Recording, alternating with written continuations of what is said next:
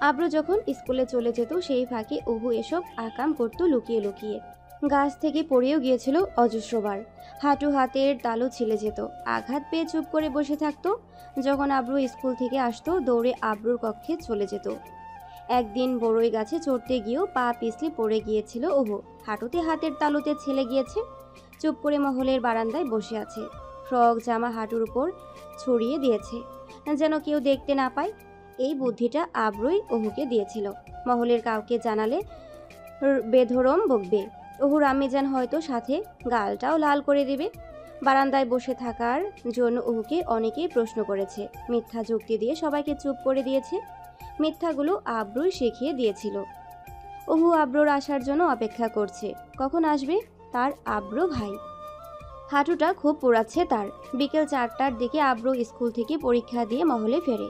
আব্রু মহলে ফিরেছে শুনে আঘাতযুক্ত পা নিয়ে দৌড়ে ছুটে যায় ওহু আব্রুর কক্ষে। আব্রু হাত থেকে ঘড়ি খুলছিল, দরফর করে কাউকে রুমে ঢুকতে দেখে পিছন ফিরে তাকায়। ওহুকে দেখে ভ্রু কুচকায়। আব্রু এগিয়ে আসে ওহুর কাছে। আব্রুর মন জানান দিচ্ছিল ওহু আবার কিছু একটা অকাজ করেছে। ওহু দরজার সামনে দাঁড়িয়ে থাকে মাথা নিচু করে, ঠোঁট উল্টিয়ে। আব্রু ওহুর কাছে এসে হাঁটু গেড়ে বসে শীতল কণ্ঠে শুধায়, কি হয়েছে তোর কাঠবিড়ালি? আব্রু ওহুকে ছোটবেলায় কাঠবিড়ালি বলেই ডাকতো। ওহু মাথা উঁচিয়ে আমতা আমতা করে বলে, গাছ থেকে পড়ে গিয়ে হাঁটুতে ব্যথা পাইছি আব্রু ভাইয়া। ছোট ওহু আব্রুর নাম ঠিক মতো উচ্চারণ করতে পারে না, তাই আবু আবু করে। ওহুর কথা শুনে আব্রু চোখ বুজে জোরে একটা নিঃশ্বাস নেয়। এটা শুধু একদিনের ব্যাপার না, আব্রু স্কুলে চলে গেলে ওহু এরকম কাজ প্রায়ই করে। কড়া ভাষায় কিছু বললে আবার মুখ ফুলিয়ে বসে থাকে, তাই আব্রু আর কিছু বলে না এখন। ওহুর নিরাপদ জায়গাও তার আব্রু ভাই। তার সকল অকাজ আব্রুই লুকিয়ে সামলে রাখে, কাউকে কিছু জানতে দেয় না। আব্রু ওহুর হাঁটুতে স্যাবলন দিয়ে ব্যান্ডেজ করে দেয়। ওহু চুপ করে বসে থাকে। ব্যান্ডেজ করা হয়ে গেলে পুনরায় নাচতে নাচতে আব্রুর রুম থেকে বেরিয়ে যায় ওহু। ঠিক তখনই পিছন থেকে আব্রু ডেকে ওঠে। ওই শোন। ওহু নাচা থামিয়ে পিছন ফিরে তাকায়। এদিকে আয়। ওহু আব্রুর সান্নিধ্যে এগিয়ে যায়। আব্রু তার পরীক্ষার ফাইল থেকে এক বক্স চকলেট বের করে কাঠবিড়ালির দিকে এগিয়ে দেয়। নে এগুলো, আর হ্যাঁ সবগুলো একসাথে খাবি না বলে দিলাম। কাঠবিড়ালি চকলেটগুলো হাতে নিয়ে দাঁতগুলো বের করে খেলখেল করে বিশ্বজয়ের হাসি দেয়। সামনের দুটো দাঁত পোকায় খেয়ে ফেলেছে, যার দরুন হাসি দিলে ছোট কাঠবিড়ালিকে আরো বেশি সুন্দর দেখায়। শিফা আপু জন্য তো কিছু আনেন নাই, তা না আব্রু ভাইয়া? না আনি নাই, তোর জন্য শুধু এনেছি। যা এবার। পোকাওয়ালা দাঁতগুলো বের করে ফিক করে হেসে দেয় আবারও, অতপর দৌড় লাগায়। শিফাকে ওহু তেমন পছন্দ করে না, কারণ ওহু যদি কোনো অকাজ করে সেটা শিফা ওহুর আম্মিজানের কাছে গিয়ে নালিশ করে দেয়। তাই আব্রুকেও বলে দিয়েছে শিফার জন্য কোনো চকলেট না আনতে। এভাবে কেটে যায় আরও বেশ কিছুদিন। আব্র আজ স্কুলে যায়নি, শুক্রবার ছুটির দিন। ওহু বায়না ধরেছে আব্রুর কাছে কয়েকটা পাকনা আম পেড়ে দেওয়ার জন্য তাকে। তাই আব্রু আম গাছে চড়েছে। আব্রু উপর থেকে আমের বোটা ছিঁড়ে নিচে ফেলছে, আর কাঠবিড়ালি সেগুলো খুঁজে খুঁজে কুড়াচ্ছে। হঠাৎ আব্রু একটা আমের বড় ডাল ঝাঁকা দেয়, যেন পাকনা আম থাকলে পড়ে যায়। আকস্মিক ওহুর মাথায় একটা আম পড়ে যায়। ওহু মাথায় হাত দিয়ে চিৎকার করে ওঠে। ওহুর চিৎকার শুনে আব্রুর আত্মা শুকিয়ে যায়। 7-5 না ভেবে গাছ থেকে লাফিয়ে ওঠে আব্রু। অনেক উপর থেকে পড়ায় কিছুর সাথে লেগে যায়। আব্রুর বাম পাশের ভ্রুতে কেটে যায়। আব্রু তার নিজের দিকে হস্তক্ষেপ না করে দ্রুত উঠে ওহুর মুখ চেপে ধরে। চিল্লাচ্ছিস কেন হুর বাচ্চা? চুপ একদম। ওহু ঘুমিয়ে ওঠে হাতের ইশারা করে আব্রুর চোখের দিকে।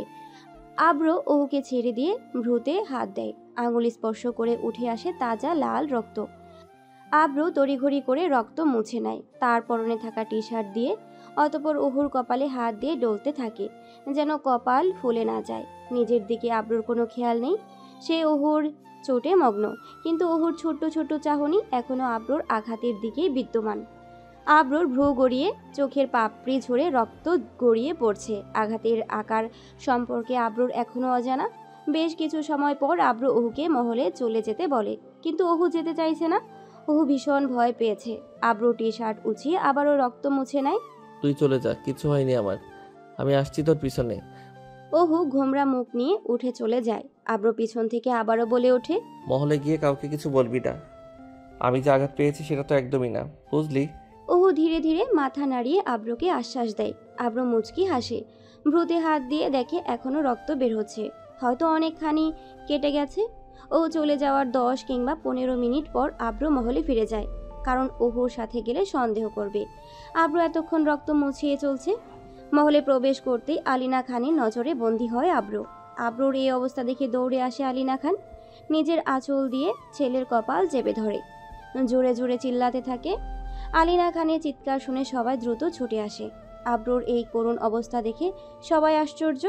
দ্রুত আব্রুকে গাড়িতে করে ডাক্তারখানায় নিয়ে যাওয়া হয়। 2টা সেলাই এর প্রয়োজন হয় ভ্রুতে। চিকিৎসা শেষে আব্রুকে মহলে নিয়ে আসা হয়। আজমল খান এখন মহলে নেই। মহলে থাকলে অনেক বড় তুলকালাম কাণ্ড হয়ে যেত। আলিনা খান তারই ভয় পাচ্ছেন, কিভাবে ছেলেকে বাঁচাবেন। ওহু দোতলায় দাঁড়িয়ে আছে নিশ্চুপ হয়ে।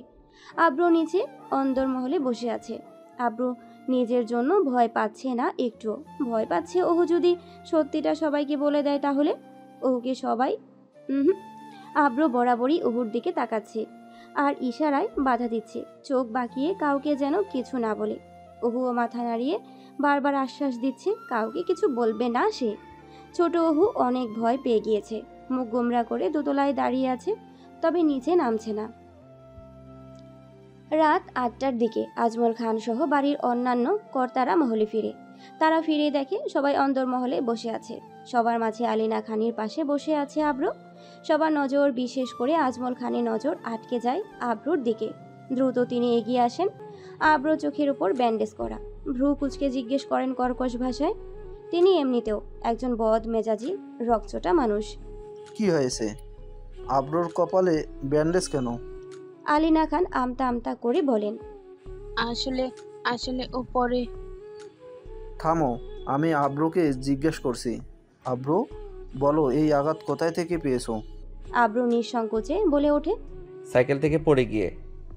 কথাটা বলতে দেরি আজমল খানের হাত আব্রুর গালে স্পর্শ করতে দেরি হলো না। সবাই এরকম কাণ্ডে ভড়কে যায়। আলিনা খান ছেলেকে দূরে সরিয়ে নেন। তিনি জানতেন এরকম কিছুই হবে। আজমিন খান সবাই এগিয়ে এসে আজমল খানকে শান্ত করতে লাগলেন। ভাইজান, ছোট মানুষ, ভুল হয়ে গিয়েছে। কিসের ছোট মানুষ? কতবার নিষেধ করছি বাজে ছেলেদের সাথে প্রতিযোগিতার কোনো প্রয়োজন নেই। সাইকেল নিয়ে সে কি শোনে আমার কথা? আজমিন খান টেনে আজমল খানকে অন্দরমহল থেকে নিয়ে গেলেন। আব্রু এখনো আগের অবস্থানেই রয়েছে। এই প্রথম আব্রুর গায়ে কেউ হাত তুলল, তবু এতে কোনো আফসোস নেই আব্রুর। দোতলায় মায়ের পিছন দাঁড়িয়ে আঁচল পেঁচিয়ে আঙ্গুলে সব কিছুই নজরবন্দি করলো কাঠবিড়ালি। ওই ভ্রুতে কেটে যাওয়া দাগ আজও আছে আব্রুর, তবে অতটা বোঝা যায় না। ভ্রুতে লোম গজিয়ে যাওয়ার জন্য কেউ যদি সূক্ষ্মভাবে নজর বোলায় তবে অবশ্যই তা নজরবন্দি হবে। অতীত। আজমল খান চলে যাবার পর আব্রুকে তার রুমে নিয়ে যায় আলিনা খান। আব্রু আঘাত পাওয়ার পর থেকে কেউ আব্রুকে এই বিষয়ে কিছু জিজ্ঞেস করেনি। তারাও এখনই জানতে পারলেন আব্রু সাইকেল থেকে পড়ে গিয়ে আঘাত পেয়েছে, কিন্তু আলিনা খান এই বিষয়টি মানতে নারাজ। আব্রু তো আজ মহলে বাহিরে যায়নি, তাহলে সাইকেল থেকে পড়ে গিয়ে আঘাত পেল কিভাবে? আলিনা খানের মনে খটকা লাগলো। তিনি পরদিন সকালে মহলের পরিচারিকাদের ডেকে জিজ্ঞেস করলেন আব্রুকে কেউ মহলের বাহিরে যেতে দেখেছে কিনা। একজন পরিচারিকা বলে উঠল আব্রুকে তিনি মহলের বাগান থেকে আসতে দেখেছেন, কপালে হাত চেপে ধরে। আলিনা খানের মনের আশঙ্কা এবার সত্যি হলো। তিনি কাহিনী সব বুঝতে পারলেন। সকল পরিচারকদের যার যার কাজে চলে যেতে বললেন। পরবর্তীতে ওহু এবং আব্রুকে এই বিষয়ে তিনি কিছুই জিজ্ঞেস করলেন না। বিষয়টা সময়ের সাথে চেপে গেল, তবে মস্তিষ্কে রয়ে গেল। আব্রুকে দেখলে এখন ওহু লুকিয়ে থাকে। ওই ঘটনার পর থেকে ছোট্ট ওহু বেশ ভয় পেয়েছে। আব্রুর দেওয়া চকলেটগুলো ওহুর আম্মিজান নিয়ে গেছে। তিনি চান না ওহু এত চকলেট খাক, যার দরুন দাঁতে আরও পোকা ধরবে। ডক্টর ওহুকে চকলেট খেতে সম্পূর্ণ নিষেধ করেছে, তাই ওহুকে কেউ এখন চকলেট এনে দেয় না। আশফাক খানও এনে দেয় না। মাঝে মাঝে সবার থেকে লুকিয়ে চকলেট এনে দেয় ওহুকে, তাও স্বল্প পরিসরে, কিন্তু এতে ওহুর খিদে মেটে না। আব্রুর কাছেও যায় না এখন। অজানা বেধি বাসা বেঁধেছে তার মনে। লুকিয়ে এখন গাছে ওঠে না। সেদিনকার ঘটনা ওহুকে ভীষণ ভাবিয়েছে। আব্রুর কাছে গিয়ে না বললে ওহু চকলেটও পাবে না, তাই আজ সিদ্ধান্ত নিয়েছে আব্রুর কাছে গিয়ে চকলেটের আবদার করবে। কাঠবিড়ালি জানে খান বাড়ির কাউকে না জানিয়ে তার আব্রু ভাই তাকে চকলেট এনে দিবে। যেই কথা সেই কাজ। ওহু আব্রুর রুমে গিয়ে ফ্লোরে বসে আছে। আব্রু চেয়ারে বসে বই পড়ছে। পরীক্ষা চলছে তার স্কুলে। ওহু ফ্লোরে বসে মোচড়া মুচড়ি করছে আর গোমরা মুখ করে ঠোঁট বাঁকাচ্ছে, কারণ আব্রু তার দিকে তাকাচ্ছেও না, সাথে কথাও বলছে না। বোঝা গেল আব্রু ওহুর উপর বেশ চটে আছে। পরিস্থিতির অবনতি দেখে ওহু পরিশেষে ফ্লোর থেকে উঠে চলে যাচ্ছিল। তখন আর কোনো উপায় না পেয়ে আব্রু পিছন থেকে বলে ওঠে, এদিকে আয়। আব্রু ডাক দিয়েছে দেখে জিরাফের মতো 2 পা লাফিয়ে লাফিয়ে আব্রুর কাছে চলে যায় এক পলকেই। আব্রু বইটা বন্ধ করে তীক্ষ্ণ দৃষ্টিতে তাকিয়ে জিজ্ঞেস করে, আজকে কেন এসেছিস আমার রূপ দেখতে? কাঠবিড়ালি তার পোকাওয়ালা দাঁতগুলো বের করে খিলখিল করে হেসে দিয়ে বলে, চকলেট আছে আব্রু ভাইয়া? কথাটা শুনে আব্রু পড়ার টেবিলে হালকা করে নিজের মাথাটা ঠুকে দেয়। সে কি ভেবেছিল আর কি শুনছে? আব্রু ভেবেছিল ওহু হয়তো তার ভয় কাটিয়ে ফেলেছে, আব্রুর সাথে দেখা করতে তাই এসেছে। কিন্তু এ তো দেখি আব্রু পুনরায় মাথা তুলে ঝাঁঝালো কণ্ঠে শোধায়, তুই তো দেখি আজ তো একটা। আচ্ছা, আমি যে তোকে এতদিন কত ডেকেছি, তুই আসিসনি কেন? আমাকে দেখলে মায়ের আঁচলের তলে হুমড়ি খেয়ে পড়তি কেন? আমি কি তোকে মেরেছিলাম নাকি বকেছিলাম? কাঠবিড়ালি মুখে আঙ্গুল দিয়ে আমতা আমতা করে আওড়াতে থাকে। কাকা আপনারে মারছে দেখে ওদিন অনেক ভয় পাইছে আব্রু ভাইয়া। আব্রু ওহুর কথা শুনে জোরে একটা নিঃশ্বাস টেনে নেয়, অতঃপর ম্লান হেসে আওড়ায়, আমাকে মেরেছে, তোকে তো কিছু বলেনি, তাহলে এত ভয় পাওয়ার কি আছে? আর চকলেট চাই কেন তোর? ওই দিন যে এতগুলো চকলেট এনে দিছিলাম, শেষ? ওহু চাপা কণ্ঠে প্রত্যুত্তর দেয়, ওগুলো আম্মি যান নিয়ে গেছে, বেশি খেলে নাকি দাঁতে পোকা হবে তাই। ও বুঝেছি। শোন, কাকি যদি এই কথা তোকে আবারও বলে তাহলে কি বলবি জানিস? কি? বলবি আমার দাঁত কতদিন পর খুলে পড়েই যাবে, তাই পোকা হলে সমস্যা নেই, বুঝলি? বলতে পারবি তো? ওহু মাথা নাড়িয়ে সম্মতি জানায়। অতঃপর পড়ার টেবিল থেকে উঠে আব্রু তার আলমারি ড্রয়ার থেকে আরও এক বক্স চকলেট বের করে কাঠবিড়ালির দিকে এগিয়ে দেয়। চকলেট দেখে কাঠবিড়ালির খুশি দেখে কে হাত বাড়িয়ে বক্সটা খপ করে নিজের আয়ত্তে নিয়ে নেয়। আব্রু যেন জানতো আগে থেকে তার কাঠবিড়ালি আসবে চকলেটের আবদার করতে। এগুলো লুকিয়ে রাখবি, দেখাবি না কাউকে, বুঝলি? হুম। যা, এবার আমার পড়া আছে। আর হ্যাঁ শোন, আমাকে দেখলে ভয় পাওয়ার কিছু নেই তোর। কাঠবিড়ালি আবারও মাথা দুলিয়ে আশ্বাস দেয় যে সে আর আব্রুকে ভয় পাবে না। যাওয়ার সময় পোকাওয়ালা দাঁতগুলো বের করে আরও একটা বিশ্বজয়ী হাসি দেয়, যেই হাসি আব্রুর মনে মুহূর্তে প্রশান্তি বয়ে আনে। ঠোঁট জোড়া প্রসারিত করে সেও হাসে কাঠবিড়ালির সাথে। থ্যাংক ইউ আব্রু ভাইয়া। আব্রুকে ধন্যবাদ জানিয়ে হেলতে দুলতে চলে যায় কাঠবিড়ালি। আব্রু আবারও পড়ায় মনোযোগী হয়ে পড়ে। এই সব গোপন দৃশ্যগুলো একজনই নজর করে, আর সেই হলো ওহু এবং আব্রুর দাদিমা। এটা কেউ জানে না তিনি খুবই অসুস্থ। এভাবে কেটে যায় আরও কিছুদিন। ওহুকে স্কুলে ভর্তি করানো হয়েছে। আজমল খান চাইছিলেন ওহুকে যেন শিফার স্কুলে ভর্তি করানো হয়, কিন্তু আব্রু চাইছিল ওহু যেন তার সাথে তারও স্কুলে পড়ে। তাহলে ওহুকে সে নজরে নজরে রাখতে পারবে, ওহুর খেয়াল রাখতে পারবে। তাই যে কথা সেই কাজ, ওহুকে আব্রুর স্কুলেই ভর্তি করানো হয়। আব্রুর সাথে ওহু প্রতিদিন স্কুলে যায়, কিন্তু একসাথে ফিরতে পারে না, কারণ আব্রু মাধ্যমিকে পড়ায় তার দেরিতে ছুটি হয় স্কুল। তাতে কি, যতটুকু সময় ওহু স্কুলে থাকে ততটুকু সময় তো আব্রু তার সাথে থাকতে পারে। ওহুর সেই সময় থেকেই তিশার সাথে পরিচয় এবং পরবর্তীতে বন্ধুত্বের রূপ নেয়। টিফিন টাইমে ব্রেক পেলে আব্রু ওহুর ক্লাসে চলে আসতো। ওহুকে নিয়ে স্কুলের মাঠে চলে যেত। সেখানে একটা বড় আম গাছ আছে, তার নিচে ছায়ায় বসে দুজনে টিফিন শেয়ার করত। সব কোলাহল এড়িয়ে খুব সুন্দর ছিল তাদের মধ্যকার বন্ধন। ধীরে ধীরে তারাও বড় হতে থাকে, কিন্তু আব্রু যত বড় হচ্ছে ওহুর কাছে যেন সে আরও ছোট হয়ে যাচ্ছে। কাঠবিড়ালির এমন কোনো বায়না নেই যা আব্রু কোনোদিন অপূর্ণ রেখেছে, এটা সকলের নজরে আসে। ওহু এখন আস্তে আস্তে বুঝতে শিখেছে সব কিছু। আগের মতো দুষ্টামিও করে না। যখন কেউ বকা দেয়, কথা শোনায়, কাঠবিড়ালির মন খারাপ করে আব্রুর রুমে চলে যায়।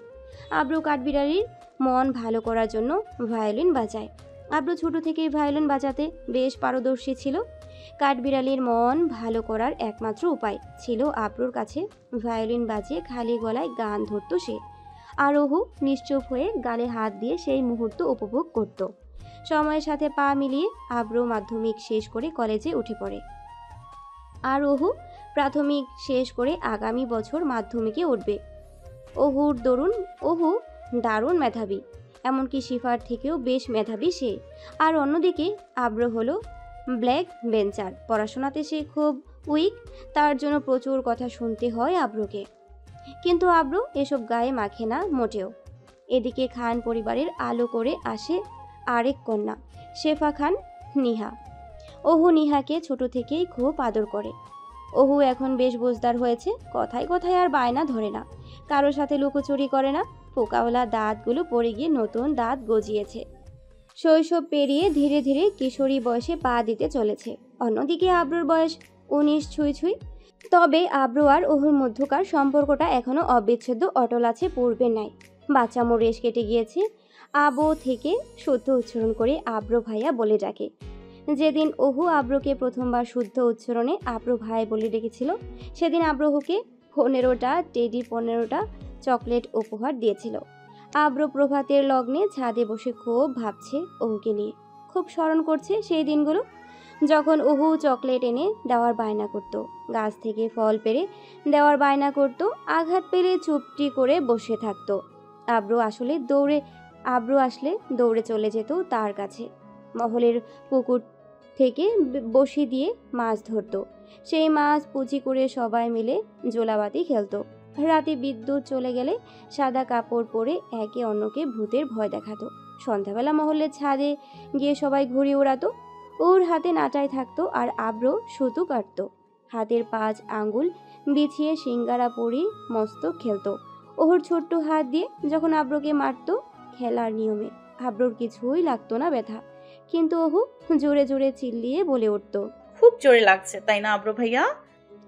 আব্র তার কাঠবিড়ালিকে খুশি করতে মিথ্যা অভিনয় করত যে হ্যাঁ খুব জোরে লেগেছে।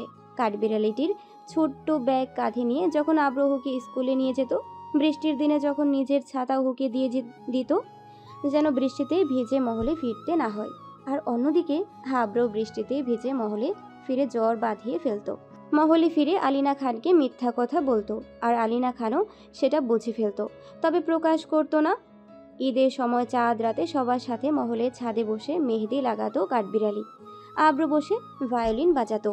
মেহেদি দিয়ে একটু পর হাত উঁচিয়ে উঁচিয়ে আব্রকে দেখাতো। মেহেদি দেওয়া শেষ হয়ে গেলে আব্রকে বিচারক বানাতো, বিচার করার জন্য যে শিফার হাতে মেহেদি সুন্দর হয়েছে নাকি ওহুর। দুধে আলতা রং সাদা হাতে মেহেদির গাঢ় হয়ে ফুটে উঠত কাঠবিড়ালির হাতে। ঈদের নামাজ পড়ে আসলে আব্রকে সালাম করে হাতিয়ে নিত মোটা অঙ্কের টাকা।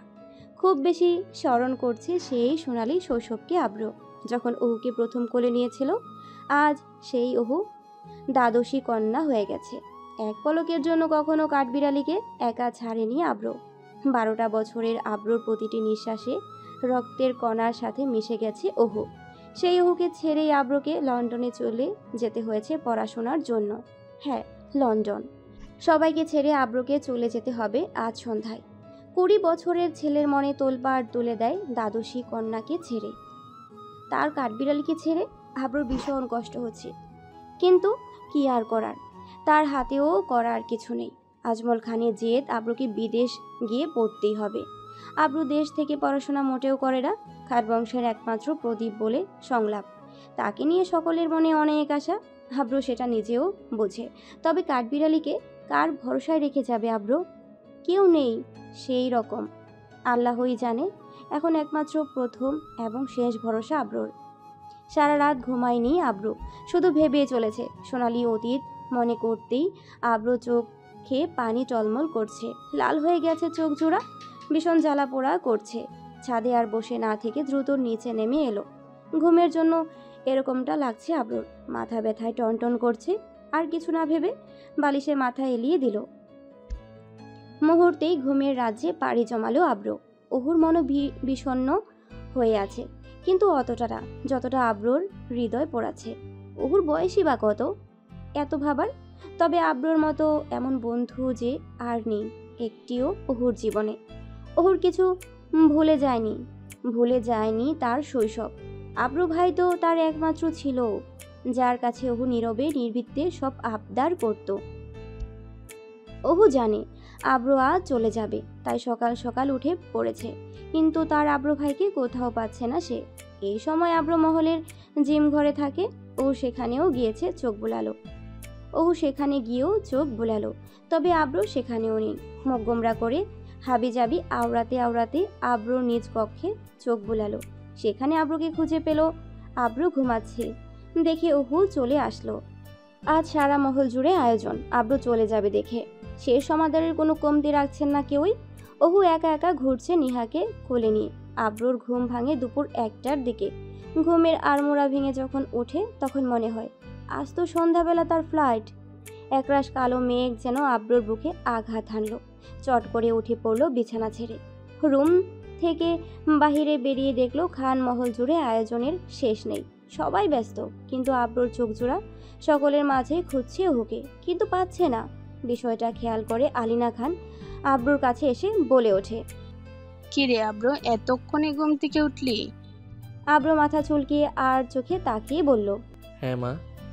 তাড়াতাড়ি যা, গোসল করে নে বাবা, নয়তো দেরি হয়ে যাবে, রান্না চড়ানো প্রায় শেষ। ঠিক আছে মা। আলিনা খানের থেকে বিদায় নিয়ে আব্রু রুমে চলে গেল, কিন্তু আজ ওয়াশরুমে আব্রু গোসল করবে না। চলে যাবে বিধায় ইচ্ছে বাঁধলো মহলের পুকুর থেকে গোসল করে যাবে। তাই কাঁধে একটা তোয়ালে নিয়ে দাঁত মাজতে মাজতে বেরিয়ে গেল মহল থেকে। পরনে কালো রঙের একটা ট্রাউজার আর লাল রঙের হাফ হাতার টি শার্ট। বেশ রোদ উঠেছে, গা পুড়ে যাচ্ছে আব্রুর রোদের প্রখর তাপে। পুকুর পাড়ে গিয়ে দেখলো সেখানে ওহু বসে আছে, পুকুরে ঢেউ ছুটছে। এই ভর দুপুরে ওহুকে পুকুর ঘাটে বসে থাকতে দেখে আব্রুর মেজাজ গরম হয়ে গেল। দ্রুত পা চালিয়ে ওহুর কাছে গিয়ে শটান হয়ে দাঁড়ালো। আকস্মিক ওহু তার সামনে পা দেখে ভরকে গেল, মাথা উঁচিয়ে তাকালো অবয়বটির দিকে। আব্রুকে দেখে ফিক করে হেসে দিল ওহু। এইখান থেকে পালানোর ধান্দা বের করতে হবে এখন, নয়তো চড়িয়ে গাল লাল করে দিবে। এই ভর দুপুরে মহলের বাহিরে ছোটাছুটি করার একদম নিষেধ করে দিয়েছে আব্রু ভাই, আর সেই নিষেধ অমান্য করে এখানে বসে আছে ওহু। এখানে কি করছিস তুই? ওহু ঠোঁট বাঁকিয়ে আমতা আমতা করে প্রত্যুত্তর দেয়, ওই এমনি এসেছিলাম। ওহু কিছুটা অবাক হলো, ফোটাতে কেন বলছে? এতক্ষণে তার গালে 2-3টা চর বসে যাওয়ার তো কথা ছিল, তা না? আরে আর একটু থাকি এখানে। আব্রু চোখ রাঙিয়ে দাঁত কটমট করতে করতে বলে, আজ চলে যাব দেখে কিছু বলছি না, কিন্তু এই না যে আমি বলতে ভুলে গেছি, আমি গোসল করব যা এখান থেকে। এই বলে আব্রু সিঁড়ির উপর তোয়ালে রাখে, পা থেকে জুতা জোড়াও খুলে ওহু আস্তে আস্তে চলে যাচ্ছে পুকুর ঘাট থেকে। উঠে দেখে আব্রু পুকুরে নেমে পড়ল। ব্রাশটা রেখে কুলি করে 2 আঙ্গুল কানে চেপে ধরে কয়েকটা লাগাতার ডুব দিল। ডুব দিয়ে উঠে দেখে ওহু আব্রুর তোয়ালা আর জুতো জোড়া নিয়ে দৌড় লাগিয়েছে। আব্রু তড়িঘড়ি করে পুকুর থেকে ওঠে, কিন্তু আব্রু উঠতে উঠতে ওহু পগার পার। একটু দূরে গিয়ে দাঁড়িয়ে পেছনে ফিরে খিলখিল করে হেসে ওঠে ওহু। আব্রুর দিকে তাকিয়ে হাসি এই কথা জানান দিচ্ছে যে সে প্রতিশোধ নিয়েছে। Yes yes. মহলে ঢোকার আগে জুতা আর তোয়ালা বাগানে লুকিয়ে রাখলো। সাধু বাচ্চার মতো চুপটি করে অন্দর মহলে ঢুকলো। টিপ টিপ করে নিজের রুমে গিয়ে বসে রইল দরজা লাগিয়ে। আব্রু গোসল করে ভেজা শরীর নিয়ে মহলে প্রবেশ করে।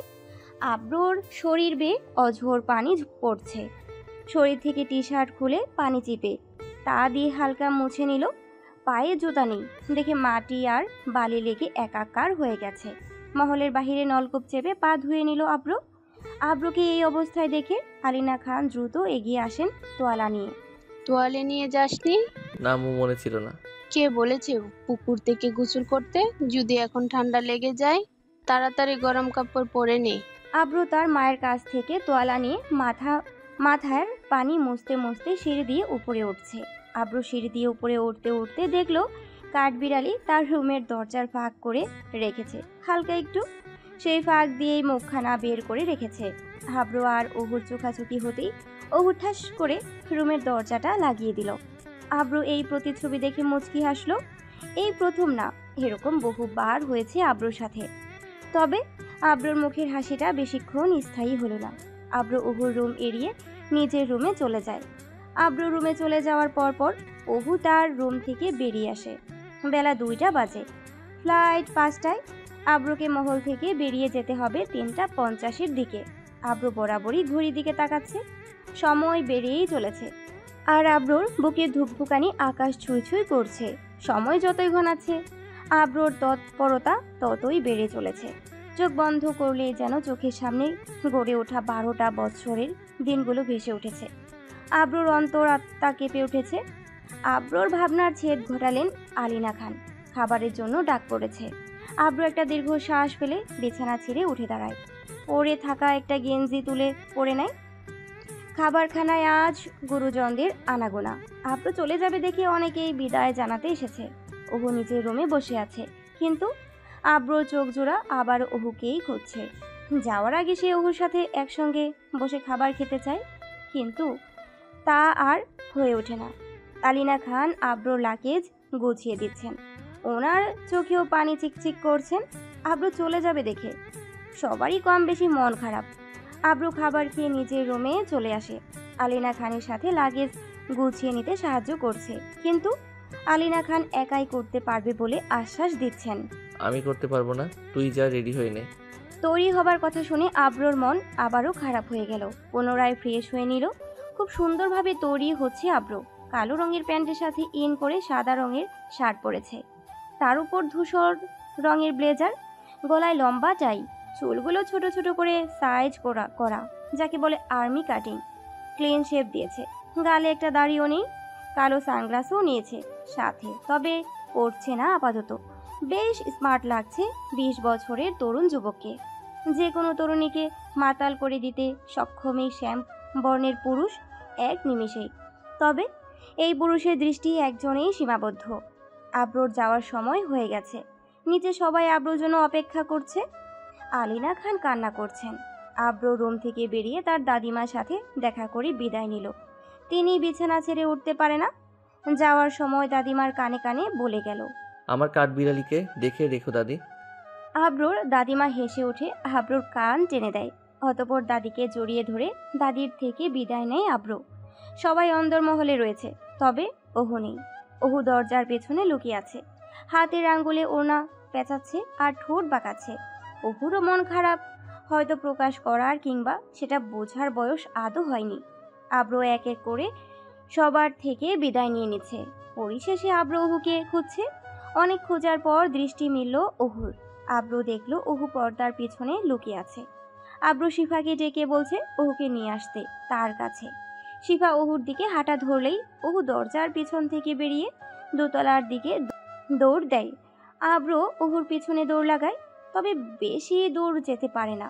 অহু দোতলায় উঠতেই আব্রু পিছন থেকে অহুকে খপ করে ধরে ফেলে। অহু আব্রুর সামনে মুখ গোমরা করে দৃষ্টি নিচের দিকে দিয়ে তাকিয়ে রয়েছে। আব্রু অহুর কাছে এসে ওই অবস্থাতেই হাঁটু গেড়ে বসে। অহুর দু চোয়াল স্পর্শ করে ম্লান হেসে বলে ওঠে, আমি চলে যাচ্ছি। তার মানে তো এই না যে আমি আর আসবো না। আমি কয়েক মাস পর পর দেশে ঠিকই আসবো সবার সাথে দেখা করতে। অহু এখনো নিচের দিকেই তাকিয়ে আছে। আব্রু পুনরায় সহসা বলে ওঠে, যাওয়ার সময় তুই এরকম করলে আমার কেমন লাগবে বল? তাকা আমার দিকে, তাকা। অহু ধীরে ধীরে চোখ তুলে আব্রুর দিকে তাকায়। আব্রুর চোখের পানি টলমল করছে। অহুর চোখের পলক ফেলে জোরপূর্বক হাসে। আব্রুর অহুর হাসি দেখে নিজেও হাসে। কিছু চাই তোর? আমি আসার সময় কিছু কি নিয়ে আসবে? অহু মাথা নেড়ে না বোধক উত্তর দেয়। নিচ থেকে আলিনা খানের ডাক শোনা যাচ্ছে, আমাকে এগিয়ে দিয়ে আসবি চল। আর আমাকে ওয়াদা কর দুষ্টুমি একদম করবি না। অহু কিছুক্ষণ ভেবে আব্রুর হাতে নিজের হাত রাখে। আব্রু মুচকি হেসে আবারও বলে ওঠে, আমি ফোন দিব, প্রতিদিন কথা বলবো তোর সাথেও। তোর যদি কোনো দরকার পড়ে শিফাকে গিয়ে বলবি আমাকে একটা ফোন দিতে, কি বুঝলি? ওহু মাথা নেড়ে সম্মতি জানালো। ঠিক আছে তাহলে চল আমার সাথে। আব্রু হাঁটু গেড়ে বসা থেকে উঠে দাঁড়ায়। অহু আব্রুর সাথে পা মিলায় আব্রুকে এগিয়ে দেওয়ার জন্য। মহলের বাহিরে এসে আবারও সবার থেকে বিদায় নেয়। সকলের চোখে কম বেশি জল, পরিমাণটা বেশি আলিনা খানের চোখেই। আব্রু যাওয়ার আগে শেষবারের মতো আলিনা খানকে জড়িয়ে ধরে সালাম করে। আজমল খান সহ বাড়ির কর্তারা সবাই আব্রুকে এয়ারপোর্টে দিয়ে আসবে। গাড়ি চলে এসেছে। লাগেজগুলো গাড়িতে তোলা হয় এক এক করে। অহু এক নজরে আব্রুর দিকে তাকিয়ে আছে। আব্রু বিষয়টা খেয়াল করে, অতঃপর ম্লান হেসে অহুকে টাটা জানায়। আব্রু গাড়িতে গিয়ে বসে। সাথে আরও একটা গাড়ি যাবে। সেই গাড়িতে বাড়ির কর্তারা রয়েছে। গাড়ি স্টার্ট দেয়। আব্রুর হৃৎপিণ্ড কেঁপে ওঠে। তড়িঘড়ি করে জানালার কাঁচ নামিয়ে পিছনে ফিরে তাকায়। সবাই আব্রুকে টাটা দিচ্ছে। সবার মধ্যে থাকা দ্বাদশী কন্যার দিকে আব্রুর দৃষ্টি অনড়। কোনো এক অজানা কারণে হঠাৎ আব্রুর ভয় লাগছে। দৃষ্টি অগোচর হওয়ার আগ অবধি আব্রু পিছনে তাকিয়েই থাকে। ধীরে ধীরে আবছা হয়ে যায় সবার প্রতিচ্ছবি। আব্রু সামনে ফিরে তাকায়। বুকের বাম পাশে চেপে ধরেছে। কোনো এক অজানা ব্যথা করছে বুক পাঁজরে। মহল ছেড়ে চলে আসছে বিধায় কি এরকম অনুভূতি হচ্ছে, নাকি অন্য কিছু? শ্যামপুরুষ তো জানে না তাকে অতি শীঘ্রই কোনো এক কারণে এই নীড়ে আবারও ফিরতে হবে। আব্রু স্বাভাবিক হওয়ার চেষ্টা করে। আব্রু চলে যাওয়ার পরপরই অহু মহলে ফিরে তার রুমে চলে যায়। ভীষণ মন খারাপ হচ্ছে অহুর। বালিশে মাথা এলিয়ে দেয়। কখন যে ঘুমিয়ে পড়েছে দ্বাদশী কন্যা তা সে নিজেও জানে না। একরাশ অভিমান, একরাশ ব্যাধি, সবই আবছা হয়ে ভাসবে কল্পনায়। নিজের গড়া অস্তিত্ব নিজেই পিষবে পা দিয়ে। শুকনো ডালের মতো মটকে যাবে বুকের বা পাঁজর। সেই ব্যথার অনুভব কি তুমি কখনো করতে পারবে আদৌ? কাঠগোলাপের ন্যায় তোমার সৌন্দর্যতা, হাসির রেখায় ভাসে তোমার কোমলতা, তা যে কেড়ে নিবে কোনো এক পুরুষের হৃদস্পন্দনের তীব্রতা। ওহে চন্দ্রাবালা। আব্রু ইংল্যান্ডের এয়ারপোর্টে পৌঁছেছে কিছুক্ষণ আগেই। চেকিং শেষে বের হতেই ডেভিডের সাথে আব্রুর দেখা। ডেভিড আর আব্রু একই অ্যাপার্টমেন্টে থাকবে, একই ইউনিভার্সিটিতে থেকে পড়াশোনা করবে। আজমল খানের পরিচিত পার্টনারের ভাগ্নে ডেভিড। আব্রু ডেভিডকে দেখতেই সামনে এগিয়ে গিয়ে জড়িয়ে ধরে হ্যান্ডশেক করলো। অতঃপর তারা লন্ডন শহরের জন্য যাত্রা শুরু করলো। আব্রুর বেশ ঘুম পাচ্ছে, ক্লান্ত হয়ে পড়েছে সে। তাই গাড়িতেই একটু চোখ লেগে আসলো আব্রুর। অন্যদিকে মুখ গোমরা করে অহু বসে আছে। ভালো লাগছে না তার আব্রু চলে যাওয়াতে। ভীষণ একা একা লাগছে তার। আব্রু ভাইয়ার সাথে কথা বলতে ইচ্ছে হচ্ছে অহুর। তাই বিছানা ছেড়ে অহু শিফার রুমের উদ্দেশ্যে পা বাড়ালো। আব্রু ভাইয়া তো বলেছিল কোনো দরকার পড়লে শিফাকে গিয়ে বলতে। শিফার রুমের সামনে গিয়ে কয়েকবার দরজায় ঠকঠক করলো অহু। ভিতর থেকে আওয়াজ আসলো মৃদু স্বরে, কে? ভিতরে আসো। অহু শিফার অনুমতি পেয়ে দরজা ঠেলে ভিতরে ঢুকে। অহু ঠোঁট বাঁকিয়ে শিফার দিকে তাকিয়ে আছে। শিফা অহুকে তাচ্ছিল্যের সাথে হেসে বলে উঠল, আর সূর্য কোন দিক দিয়ে উঠেছে রে? তুই আমার রুমে আসলি? শেষবার কখন এসেছিস আমার তো তাও মনে নেই। অহু শিফার কথা শুনে দৃষ্টি সংযত করে নিচের দিকে তাকিয়ে থাকে। ঠিকই তো বলেছে শিফা। আজ যদি আব্রু থাকতো তাহলে ইহো জিন্দিগিতে অহু আসতো না। কি আর করার। আচ্ছা রাগ করিস না, বল, এমনি মজা করছিলাম। কিছু চাই তো? অহু মুখখানি উঁচিয়ে চাপা কণ্ঠে বলে ওঠে, আব্রু ভাইয়ার সাথে কথা বলবো। উনি বলেছিলেন কোনো দরকার পড়লে তোমার কাছে এসে বলতে। আব্রু ভাই তো এখনো মেবি পৌঁছায়নি, যেতে আরো সময় লাগবে। তো একটু ফোন দিয়ে দেখো না। আচ্ছা তুই দাঁড়া, আমি মামুনির ফোন নিয়ে আসছি। এই বলে শিফা রুম থেকে বেরিয়ে যায়। অহু চুপটি করে গিয়ে বিছানায় বসে। শিফা ফোন নিয়ে এসেছে। ফোন ঘুটে দেখছে। আমি ফোন দিচ্ছি নে, ধরলে একটু কথা বলিস। অহু পিছন সরে গিয়ে কাচুমাচু হয়ে বলল, না না না, তুমি কথা বলো, পরে আমাকে দিও। আচ্ছা ফোন ধরুক আগে। শিফা একে একে অনেকগুলো কল দেয়, তবে কল রিসিভ হয় না। অতঃপর বাংলার 5-এর মতো মুখ করে আওড়াতে থাকে। ভাইয়া কল ধরছে না রে, হয়তো এখনো পৌঁছায়নি। তুই এখন চলে যা, গিয়ে ঘুমিয়ে থাক। ভাই ফোন দিলে আমি তোকে ডেকে দেবো, কেমন? অহু ঠোঁট বাঁকিয়ে মাথা নাড়িয়ে সম্মতি জানায়। বিছানা ছেড়ে উঠে পড়ে। চক্ষুদ্বয়ে পানির অবস্থান স্থির বিদ্যমান। ধীরে ধীরে পা বাড়িয়ে নিজের কক্ষে এসে দরজা বন্ধ করে দেয় অহু। আব্রু কিছুক্ষণ আগে নিজের অ্যাপার্টমেন্টে এসে পৌঁছেছে। লাগেজগুলো নিজের রুমে রেখে ফ্রেশ হতে চলে গেল। খুব মাথা ব্যথা করছে আব্রুর। ফ্রেশ হয়ে এসে নিজের সিম এবং নেটওয়ার্ক সংযোগ করে নিল ফোনে। নেটওয়ার্ক সংযোগ করতেই অনেকগুলো কল মিস হওয়ার নোটিফিকেশন আসলো। কম বেশি সবাই কল করেছে, কিন্তু সব নোটিফিকেশনের মাঝে একটা মেসেজ আব্রুর দৃষ্টি কাড়ল। আব্রু ভাইয়া ফোন রিসিভ করুন, ও আপনার সাথে কথা বলতে চাচ্ছে। মেসেজটা পড়া মাত্রই আব্রুর হৃৎপিণ্ড কেঁপে ওঠে। দরফর করে শোয়া থেকে বসে পড়ে। শিফার আম্মুর ফোনে অনেকগুলো কল দেয় পরপর আব্র, কিন্তু কল রিসিভ হয় না। এক এক করে সবাইকে কল দিতে থাকলো, তবে কেউ ফোন ধরছে না, সবাই হয়তো ঘুমাচ্ছে। যার দরুন আব্রু সবাইকে একটা মেসেজ দিয়ে রাখলো। অহু আব্রোর সাথে কথা বলার ইচ্ছা পোষণ করেছে বিধায় আব্র নিজের ওষ্ঠজোড়া প্রসারিত করে ম্লান হাসি দেয়। এই ইচ্ছে যেন কোনো এক মরণবেধি অসুখের একমাত্র ওষুধ। ফোনটা রেখে কিছু হালকা খাবার খাওয়ার জন্য চলে গেল আব্র। বেশ ক্ষুধা পেয়েছে বটে। ডেভিড এর সাথে বসে টুকটাক আড্ডা দিচ্ছে আর খাবার খাচ্ছে। খাবার খাওয়া শেষে আব্র নিজের রুমে আসলো। একটা মাথা ব্যথা ট্যাবলেট খেয়ে বালিশে মাথা এলিয়ে দিল। 2 আঙ্গুল দিয়ে কপালের এপাশ থেকে ওপাশ ডলছে ব্যথার যন্ত্রণায়। ফোনটা হাতে নিয়ে দেখলো কেউ কল করেছে কিনা, কিন্তু না, কেউ প্রত্যুত্তর করেনি। আব্রু অনেকক্ষণ অপেক্ষা করলো, কারো ফোন কিংবা মেসেজ আসলো না। বাধ্য হয়ে 2 চোখ বুঝতে বাধ্য হলো। রাতের অন্ধকারের রেশ কাটিয়ে প্রভাত হয়। রোদ লগ্নে সূর্য আলো ছড়াচ্ছে। পূর্ব দিক ভেদ করে সূর্যের বেগুনি রশ্মি প্রখর তাপ ছড়ানোয় ব্যস্ত। পাকপাকালিরা নীর থেকে বেরিয়ে এসেছে বহু আগে। বসন্তকাল চলছে। পুরনো পাতা ঝরে গিয়ে নতুন পাতা গজাচ্ছে।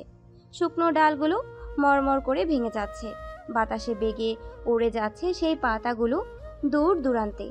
খানমহলের বিশাল বিশাল গাছগুলো থেকেও অঝরে পাতা পড়ছে। সেই পাতা পিষেই অনেকে এগিয়ে চলছে, আবার সেই পাতা কুড়াতেই ব্যস্ত এক ছোট্ট শিশু। ঘুমের ঘরে মগ্ন তখন আরেক কিশোরী। আজ শুক্রবার, কোনো ব্যস্ততা নেই, স্কুল যাওয়ার তাড়া নেই কোনো। আচমকা কেউ সেই দ্বাদশীর শরীরে ধাক্কা দিতে থাকে। এই ও উঠ, কি রে, উঠ না। ও ঘুমের ঘোরেই আওড়াচ্ছে। ঘুমাও। আরে আব্রু ভাই কল দিয়েছে, এই নে ধর, কথা বল তাড়াতাড়ি। আব্রু ভাই কল দিয়েছে। কথাটা শুনতেই অহু হকচকিয়ে ওঠে। শোয়া থেকে উঠে শটান করে বসে পড়ে। মুখের উপর পড়ে থাকা এলোমেলো চুলগুলো দ্রুত সরাতে থাকে। আর সেই প্রতিচ্ছবি আব্রু ব্যাক ক্যামেরা দিয়ে দৃষ্টিবন্দী করে মৃদু হাসে। কি কি আব্র ভাই ফোন করেছে? তুমি যাও, আমি আসছি মুখ ধুয়ে। কোথায় যাব আমি? ফোন নিয়ে এসেছি, লাইনে আছে, কথা বল। শিফা অহুর দিকে ফোন এগিয়ে দেয়। অহু পিছনে সরে যায়। আমি মুখ ধুইনি তো, মুখে লালা শুকিয়ে লেগে আছে। কথাটা শোনা মাত্রই শিফা আব্রু দুজনেই উচ্চ স্বরে হেসে ওঠে। আব্রু ফোনের ওপাশ থেকে বলতে থাকে। ওহো, কথাটা শোনা মাত্রই অহুর ছটফটানি বন্ধ হয়ে যায়। ঠোঁট বাঁকিয়ে নিজ হাতে ফোনটা শিফার থেকে এগিয়ে নেয়। আব্রুর দিকে এক নজর তাকিয়ে চোখ সরিয়ে ফেলে। কি রে, কি হয়েছে তোর? কিছু হয়নি। তাহলে নিচের দিকে তাকিয়ে আছিস কেন? ফোনের দিকে তাকা। অহু মাথা নাড়িয়ে না বলুক উত্তর জানায় যে না, সে তাকাবে না। ওহো, ওহো, কি হয়েছে তোর? অহু আবারও ফোনের দিকে তাকিয়ে নির্দ্বিধায় সংলাপ করে ওঠে। আব্র ভাইয়া কবে আসবেন আপনি? কথাটা শোনা মাত্রই আব্রুর বুকের ধুকপুকানি বেড়ে যায়। নিঃশ্বাস তীব্র হতে শুরু করে। মুহূর্তেই ঠোঁট জোড়ায় মুচকি হাসি উধাও হয়ে যায়। এই প্রশ্নের উত্তর তো আব্রু নিজেও জানে না, যার দরুন চাপা কণ্ঠে কাঠবিড়ালির প্রশ্নের প্রত্যুত্তর দেয়। আসবো আসবো, খুব তাড়াতাড়ি, চিন্তা করিস না তুই, কেমন? অহু আবারও মাথা নাড়ায়। আব্রু পুনরায় বলে ওঠে। তুই ভালো করে পড়াশোনা কর আর একদম দুষ্টুমি করবি না, কেমন? অহু পুনরায় মাথা নাড়ায়। এভাবে আব্রু এবং অহু বেশ কিছু সময় কথা বলে। আব্রু প্রতিদিনই মহলে ফোন দেয়, সবার সাথে কথা বলে। অহুর সাথেও ভালোই দুষ্টামি করে। অহুরও ভালো লাগে, অত্যন্ত একাকী তো লাগে না।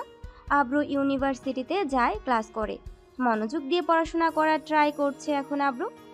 যেন দ্বিতীয়বার কাঠবিড়ালির থেকে দূরে সরে না আসতে হয় তাকে। মহলে থাকাকালীন যদি আব্রু ভালো করে পড়াশোনা করতো, তাহলে হয়তো আজ তাকে বিদেশে এসে পড়াশোনা করতে হতো না। ডেভিডের সাথেও আব্রুর বেশ জমেছে বন্ধুত্ব। অহুও প্রতিদিন স্কুলে যায়, তবে তেমন আর দুষ্টামি করে না। এখন দুষ্টামি করলে যে বাঁচানোর আর কেউ নেই। স্কুল থেকে এসে একা একাই নিহাকে নিয়ে পুরো মহল টই টই করে ঘুরে বেড়ায়।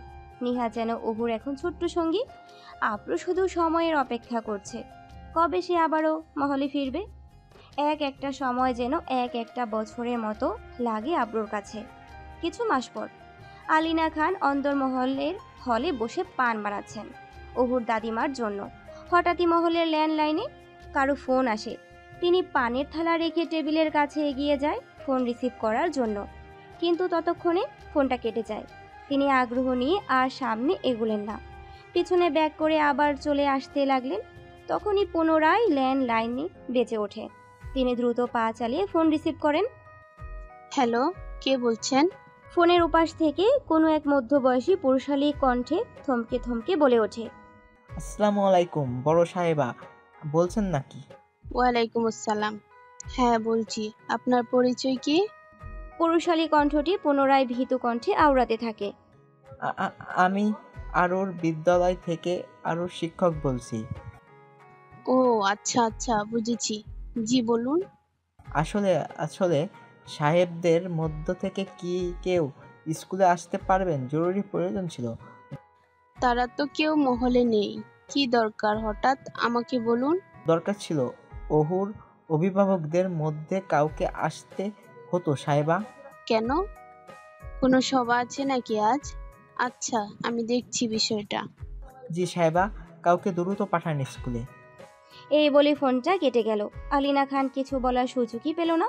তবে বিষয়টা চিন্তার আগে এরকম হয়নি। তিনি জলদি করে আজমল খানকে ফোন দিলেন, আশফাক খানকেও ফোন দিলেন, তবে কেউ ফোন ধরছে না। অতঃপর বাধ্য হয়ে আশাফের ফোনে তিনি কল দিলেন। কিছু সময় ফোন বাজতেই আশাফ কল তুলল। আসসালামু আলাইকুম মামি। ওয়ালাইকুম আসসালাম। আশরাফ, তুমি কই বাবা? জবাব আসে, মামি, আমি তো বাড়িতেই আছি। কেন, কোনো দরকার? হ্যাঁ, একটু দরকার ছিল তো। ওহুর স্কুল থেকে ফোন এসেছে, জরুরি দরকারে তাৎক্ষণিক কাউকে যেতে বলেছে। তোমার মামারা সবাই ব্যস্ত, ফোন দিচ্ছি ধরছে না। তুমি একটু ওহুর স্কুলে গিয়ে দেখবে বিষয়টা। ও আচ্ছা, সমস্যা নেই মামি, আমি যাচ্ছি ওহুর স্কুলে, আপনি টেনশন করবেন না। ঠিক আছে। বিষয়টা ওহুর আম্মি জানকেও জানিয়েছে আলিনা খান। তিনিও বেশ চিন্তা করছেন। নারী মন সন্তানের জন্য ডাকছে। কিছু সময় পরই আজমল খান ফোন ব্যাক করলো। তড়িঘড়ি করে আলিনা খান ফোন রিসিভ করলেন। আসসালামু আলাইকুম। ওয়ালাইকুম আসসালাম। কি ব্যাপার, এতগুলো ফোন দিলে কিছু হয়েছে নাকি? না, আসলে তেমন কিছু না। ওহুর স্কুল থেকে ফোন এসেছে, জরুরি প্রয়োজনে কোনো অভিভাবককে ওহুর স্কুলে যেতে বলেছে। বিষয়টা ভালো ঠেকছে না। আমি আশরাফকে পাঠিয়েছি স্কুলে। আপনি অবসর থাকলে একটু গিয়ে দেখে আসতেন, নয়তো ছোট ভাইজানকে পাঠাতেন। আমি যাচ্ছি, আশফাক ব্যস্ত আছে। ঠিক আছে, তাহলে যান। আজমল খান তড়িঘড়ি করে বেরিয়ে পড়লেন ওহুর স্কুলের উদ্দেশ্যে। কি জানে কি করেছে, ওপরালাই ভালো জানে।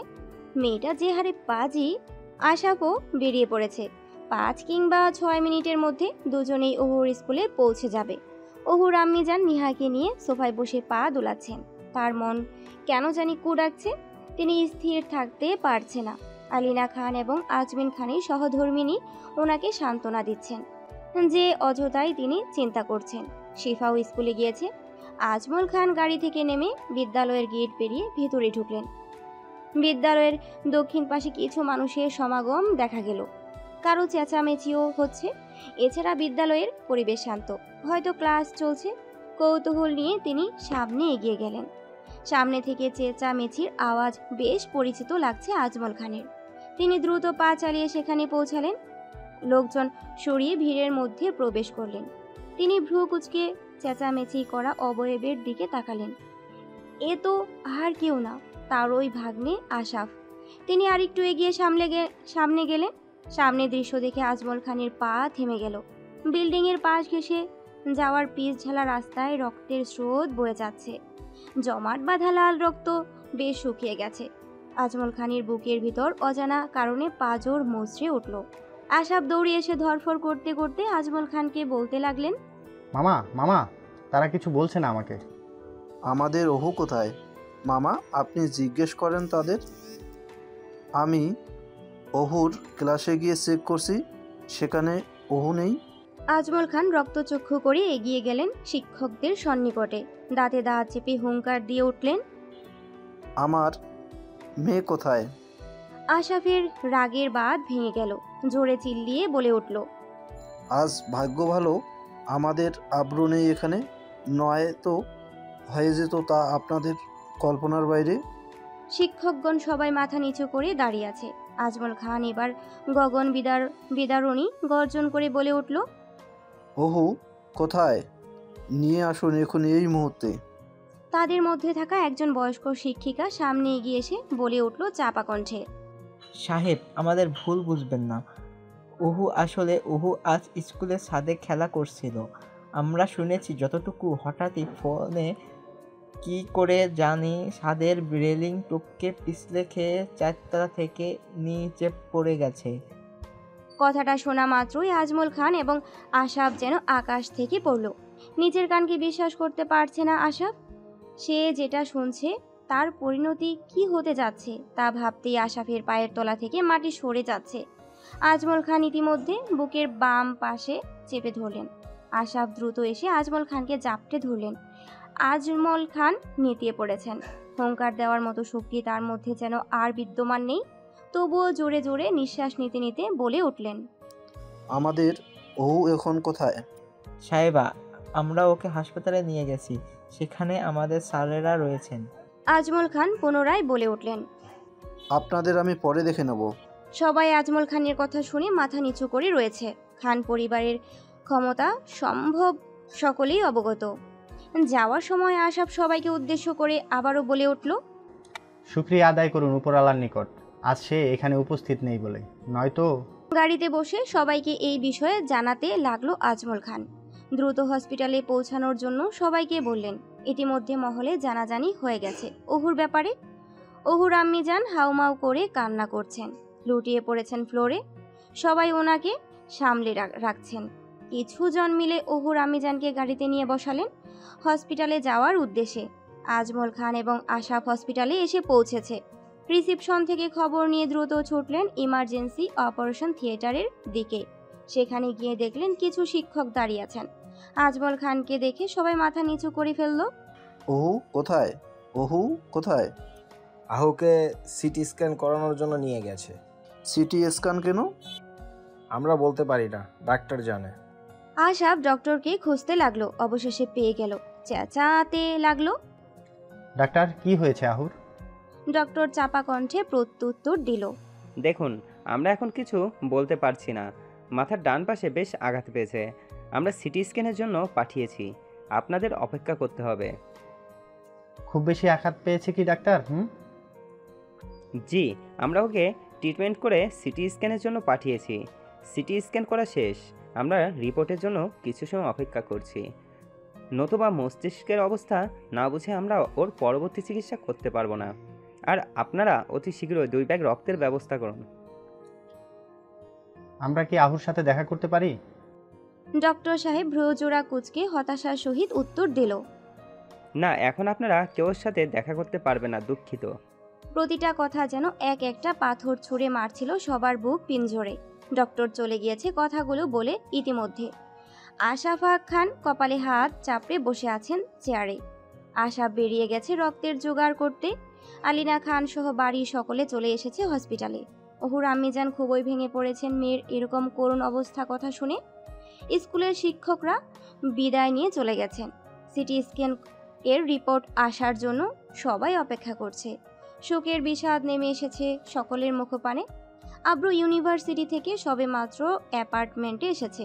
কাঁধ থেকে ব্যাগটা সোফায় হালকা ছুঁড়ে মারল, অতঃপর ধপাস করে সোফায় বসে পড়ল। বেশ ক্লান্ত লাগছে, কপালে বিন্দু বিন্দু ঘাম।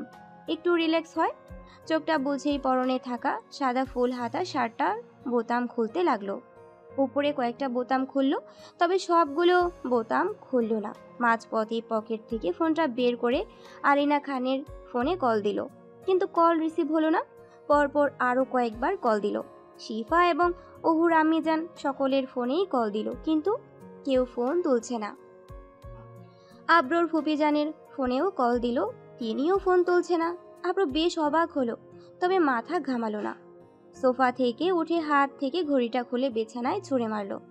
অতঃপর শাওয়ার নেওয়ার উদ্দেশ্যে ওয়াশরুমে চলে গেল। ফোনটা সোফায় পড়ে থাকলো। অহুকে ব্লাড ডোনেট করা হচ্ছে। সিটি স্ক্যানের রিপোর্ট কিছু সময়ের মধ্যেই চলে আসবে। সকলের কপালে চিন্তার ভাঁজ। কিছু হয়নি তো অহুর? সব কিছু ঠিক হয়ে যাবে তো নিশ্চয়ই? একজন নার্স গিয়েছে রিসেপশন থেকে সিটি স্ক্যানের রিপোর্ট আনতে। আজমল খান এবং আজমিন খান ডক্টরের চেম্বারে বসে আছেন। রিপোর্ট এই নিয়ে আসবে বলে কথা। আশাফাক খান এবং পরিবার বাকি সবাই ডক্টরের চেম্বারের বাহিরে বসে অপেক্ষা করছেন। একজন নার্স এসে রিপোর্ট ডক্টরের হাতে তুলে দিল। আজমল খান করুণ দৃষ্টিতে তাকিয়ে আছেন ডক্টরের দিকে। সবাই প্রার্থনা করছে কোনো খারাপ সংবাদ যেন তাদের না শুনতে হয়। ডক্টর কিছু সময় নিয়ে রিপোর্টগুলো পড়ার পর ক্রোধান্বিত নয়নে আজমল খানের মুখ পানে চেয়ে হাঁক ছুড়লেন। Sorry to say mister Ajmal Khan. Sorry শব্দটি শুনতেই আজমল খানের বাম পাঁজরের স্পন্দন তীব্র হয়ে গেল। থমকে গিয়ে আওড়ালেন, কি হয়েছে ডক্টর? আসলে উহুর মাথার আঘাতটা বেশ জোরালো। আরও কিছু পূর্ববর্তী সমস্যা ছিল মেবি। উহুর মস্তিষ্কে রক্তক্ষরণ হয়েছে। ছোট বাচ্চা তো, বিষয়টা তার মস্তিষ্ক স্বাভাবিক গতিতে নিতে পারেনি। একটা অপারেশন করতে হবে আজকের মধ্যেই তাকে। ওর কি কিছু হবে না তো?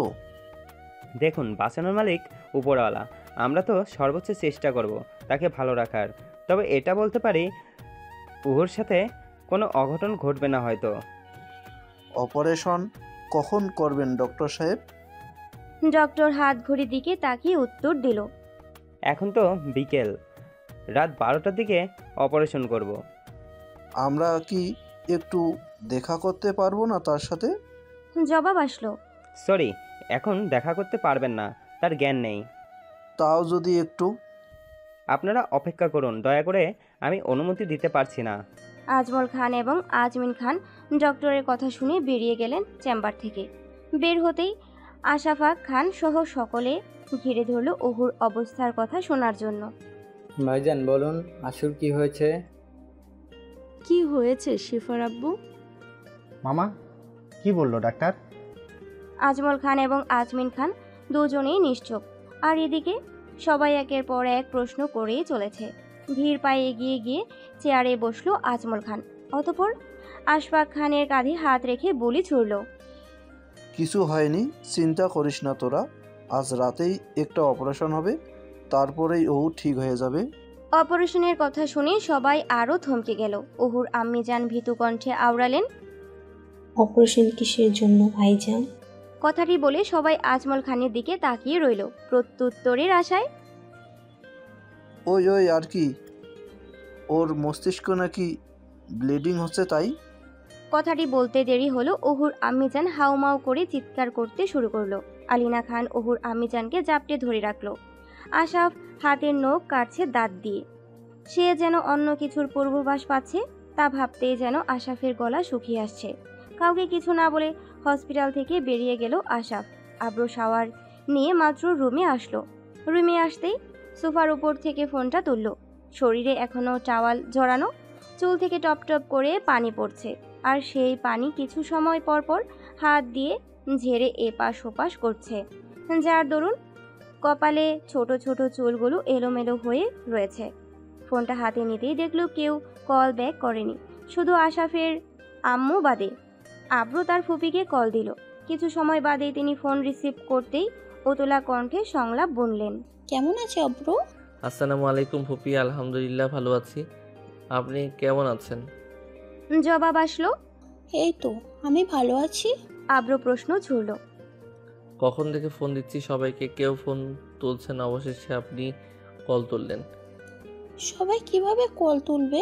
তারা তো মনে হয় এখনো হসপিটাল থেকে ফেরেনি। হসপিটালের কথা শুনতে আব্রুর ভ্রু কুঁচকালো।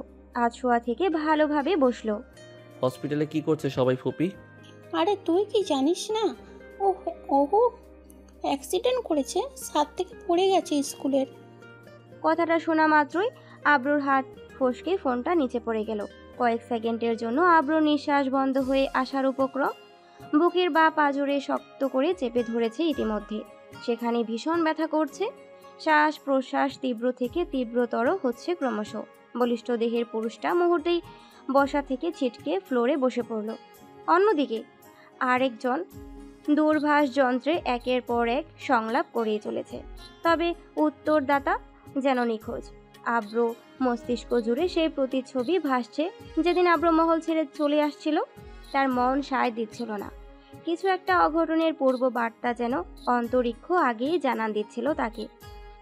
7-5 না ভেবে আর জলদি করে উঠে পড়ল। টাওয়াল ছেড়ে তৈরি হয়ে নিল। আলমারি ড্রয়ার থেকে প্রয়োজনীয় কাগজপত্র নিয়ে ছুটল ইমার্জেন্সি প্লেনের টিকিট সংগ্রহের জন্য। রাত 10টার দিকে আজমল খান বাড়ির সহধর্মিণীদের মহলে ফেরার নির্দেশ দিল।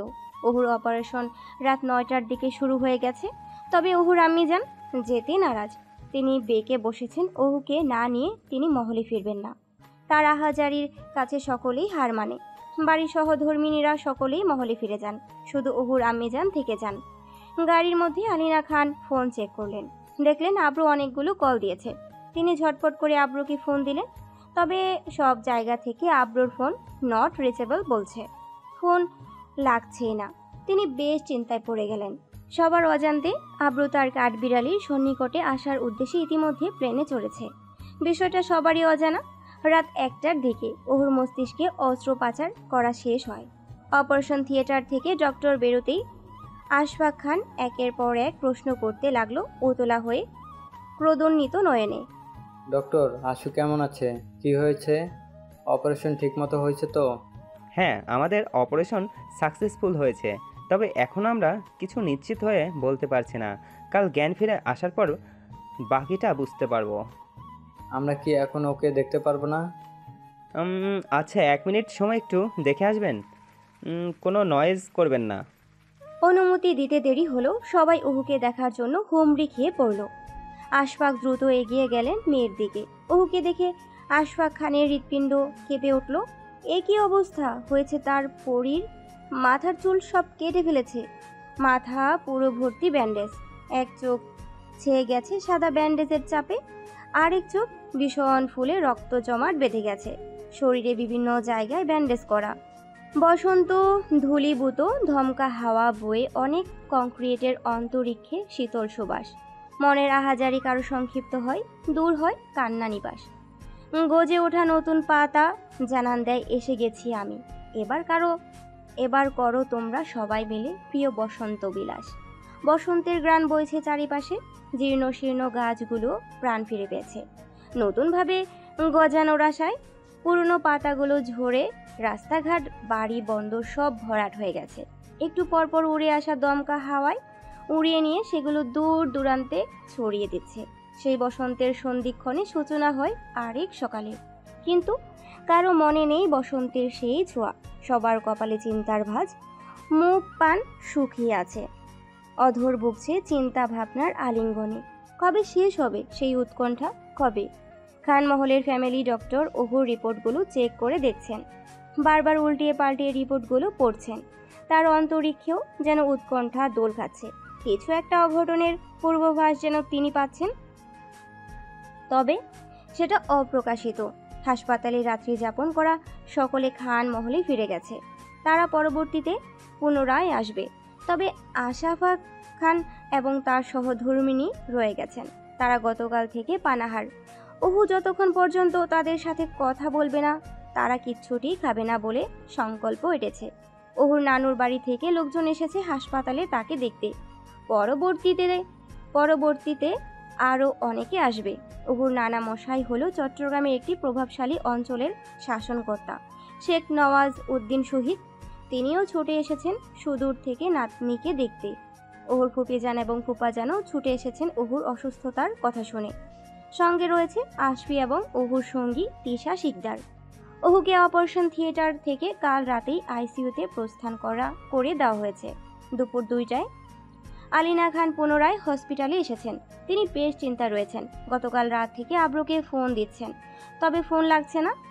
তাহার বিবর্ণ মুখশ্রী দেখে ওহুর আম্মিজান চাপা কণ্ঠে শুধালেন, কি হয়েছে ভাবি? আপনাকে বেশ চিন্তিত লাগছে, কোনো সমস্যা হয়েছে নাকি?